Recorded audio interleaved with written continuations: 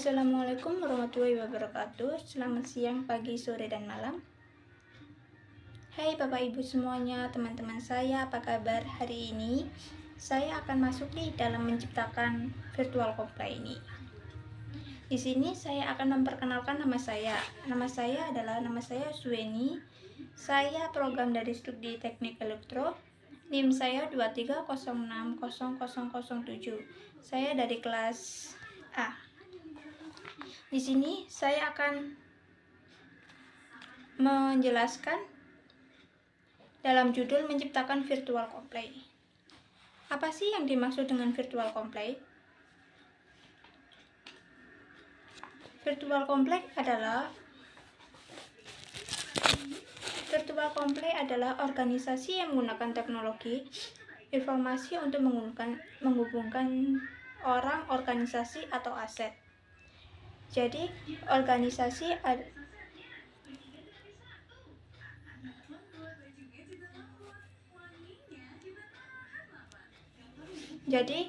virtual comply biasanya membangun organisasi yang menggunakan teknologi untuk menghubungkan semua orang atau aset. Dan biasanya virtual comply itu juga membentuk kelompok kerja yang virtualnya dengan mitra bisnis untuk mencangkup terkaitan dengan internet, extranet, dan intranet. Jadi virtual comply itu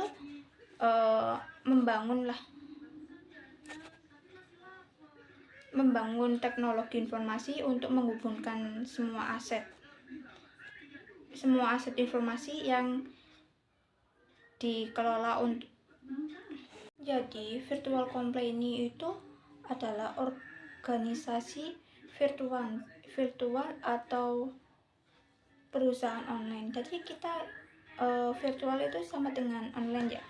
Jadi kita menggunakan teknologi itu untuk mengumpulkan orang secara online untuk mencakup organisasi, aset, atau ide pemikiran.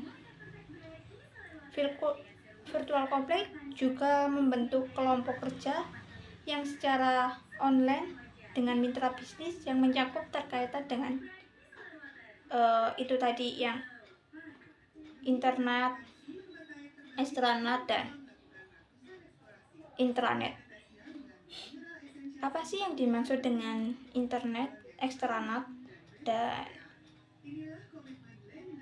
intranet? Jadi kita akan membahasnya.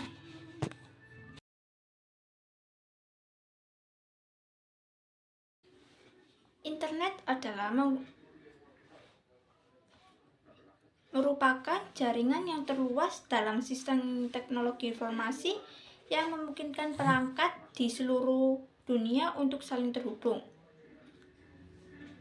Jaringan internet biasanya diakses melalui data pengguna standar untuk memprotokol informasi. Internet juga disebarluaskan untuk mengirim akses, contohnya seperti ngirim dokumen, file, teks, musik, foto, video, dan sebagainya.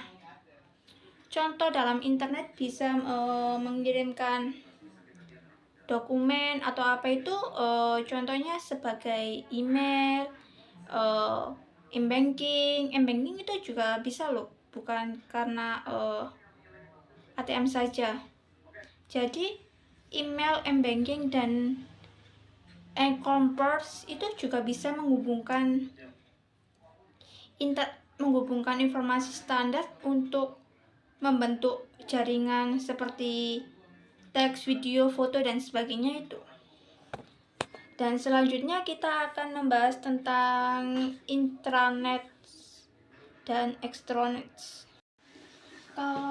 Extranet adalah akses yang diakses oleh beberapa orang dari luar perusahaan dibagikan oleh satu organisasi. Internet mampu menciptakan jaringan pribadi orang-orang untuk kepentingan di perusahaan maupun internal atau eksternal. Contohnya itu seperti klien, vendor, mitra, dan sebagainya untuk saling berkomunikasi untuk mendapatkan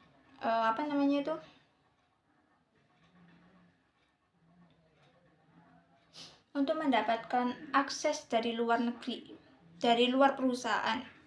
Contohnya itu seperti aplikasi yang menggunakan extranet adalah Lotus Notes, atau contohnya online shop. Online shop itu kan seperti Lazada, Shopee, Blibli, TikTok Shop, itu kan mencangkup dengan extranet.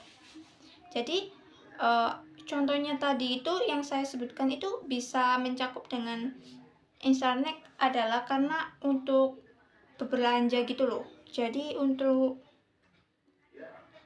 klien gitu kan kita saling terhubungan gitu kan. Kalau intranet adalah jaringan teknologi informasi yang lebih sempit atau lebih privat dibandingkan internet.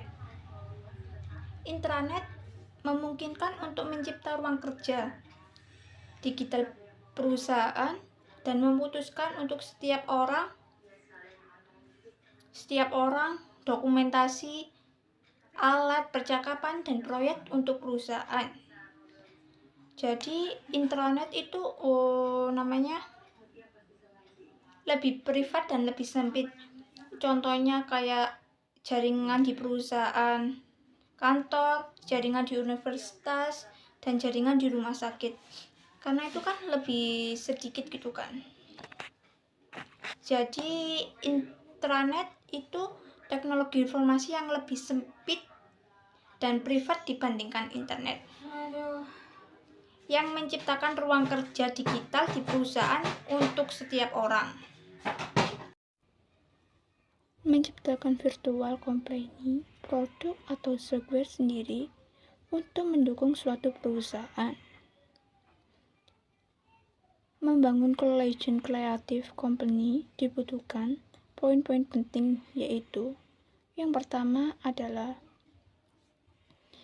inverted collagen in company, yaitu A. Cara menghadapi persaingan global. B. Cara menjaga kepuasan pelanggan. C.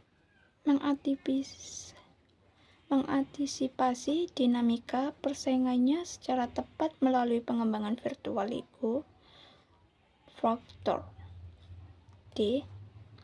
Cara menghadapi arena persaingan dengan film-film yang sedang beredar dengan kualitas box offline, misalnya Star Wars dan Handy Power. E. Melaksanakan program restrukturisasi yang terdiri dari downlisting dan downplanning, dan yang keluar adalah 2. Factor Index and Clover Dynamica. A. Lego Group mengirimkan produk kepada retail kecil yang terdapat di dalam database Lego Group sejak tahun 1950. B. Penjualan saham Legoland atau taman bermain Lego kepada BlackRock senilai 450 juta dan pelepasan akses Neurobit di AS, Korea Selatan, dan Australia merupakan bentuk divestasi Lego dalam kaitan dengan program True Art Group defensi yang menghasilkan efektivitas dan efisiensi perubahan yang secara langsung meningkatkan kinerja Lego. Kenapa sih bisnis perusahaan membentuk virtual kompleks?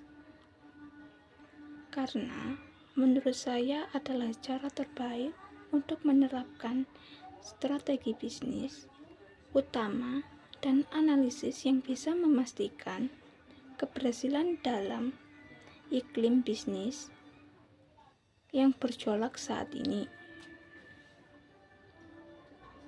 Beberapa alasan utama yang perusahaan virtual menonjol sebagai berikut. Yang pertama,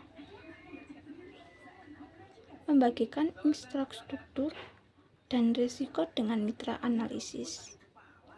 Yang kedua, menghubungkan kompetensi dan pelengkap.